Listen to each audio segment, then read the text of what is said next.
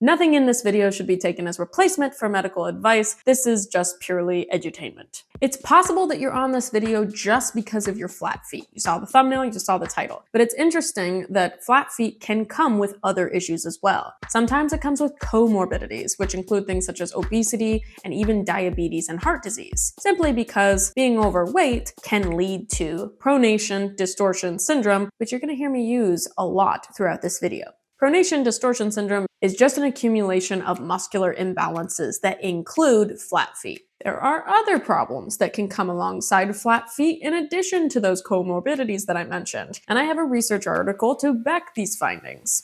In the research article, it stated that people with this syndrome, pronation distortion syndrome, are at a higher risk of foot pain, knee pain, stress fractures, poor sports performance, and imbalance. By imbalance, they're referring to muscular. Now let me explain everything that comes alongside this pronation distortion syndrome. You're going to see some issues in the lower body for people with pronation distortion syndrome. You're going to see that they have flat feet. Their ankles are turned out most likely. So from behind, you can see more toes sticking out to the sides of their heels. This is often called the too many toes syndrome, and it is an indicator of flat feet or even potentially pronation distortion syndrome. Pronation distortion syndrome also includes knee valgus, which is just a fancy name for being knock-kneed. In other words, it looks like you gotta pee really bad. So those are the basics of what are seen as part of this issue. But there's some things that are felt because of this issue. When the knees cave in because of imbalance and muscular imbalance and weaknesses, it twists the tibia, which is the shin bone basically. And because the tibia twists, it leads a cascade effect through your entire skeletal system, even leading to the hips and internally rotating the hips. From there, you can cause an imbalance in your lower spine, ranging all the way up to your upper back as well sometimes, and even your neck. Whenever you have anything happen, injury, muscular imbalance, it can affect your entire what's called kinetic chain, which are basically just checkpoints all the way up your skeletal system.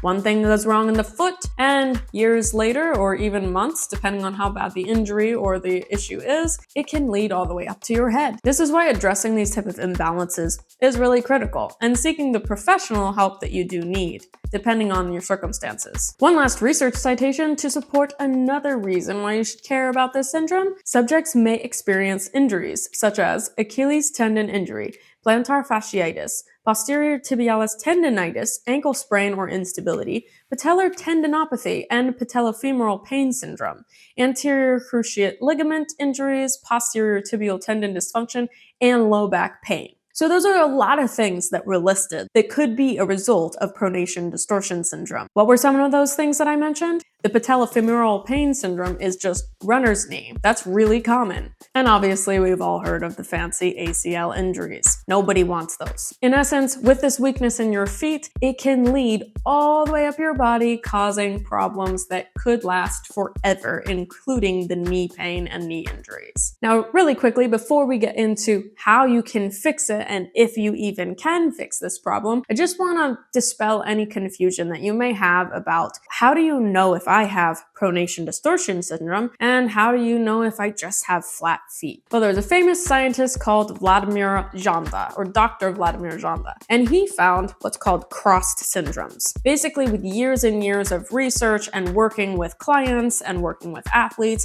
he found that specific muscle imbalances can come with a pattern of other imbalances. In other words, if someone had a chest tightness, it more often than not came with some type of weakness in the middle back. Similarly, that's how they came up with pronation distortion syndrome. It's almost a common pattern type in our society. Flat feet, knock-kneed, internally rotated hips. It doesn't mean, though, that that's exactly what you have. It's very possible that you only have flat feet. Some people have flexible flat foot, even children.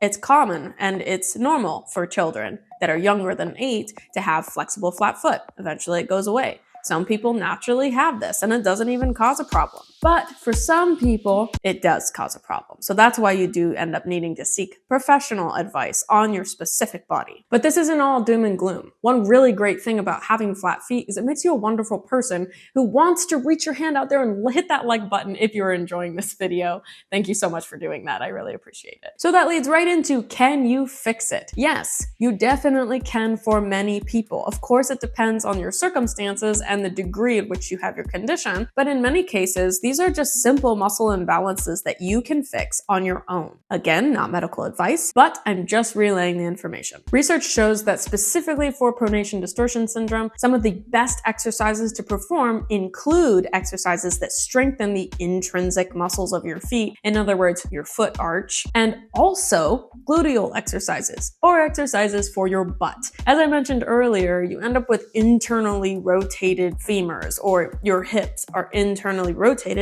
because your tibia is also internally rotated. And this leads to a weakness or an overstretching of your butt. So naturally, if you're pairing gluteal strengthening exercises to help open up your hips with foot strengthening exercises, you're going to have more benefits in fixing this issue than just trying to do foot strengthening exercises. You should also focus on strengthening the ankle muscles, so the muscles around the ankle complex, including the anterior tibialis, which is basically just the muscle on the front of your shin, and the posterior tibialis, which is the muscle behind your tibia. The posterior tibialis is a muscle that also connects underneath of the arch of your foot, and it helps pull that arch up. So strengthening the posterior tibialis will definitely assist in lifting the arch of that foot. In essence, you want to strengthen the intrinsic foot muscles, the PT and the AT, or the posterior tibialis and the anterior tibialis, and you want to strengthen specific gluteal muscles, including the gluteus medius, which is a hip opener. In this video, I have exercises to guide you through all the strengthening exercises for those particular muscles, and in this video, you're going to stretch the opposing muscles that could be making your muscle imbalances worse for your pronation distortion syndrome. Always have exercise cleared by a doctor, but go ahead and check those out when you can.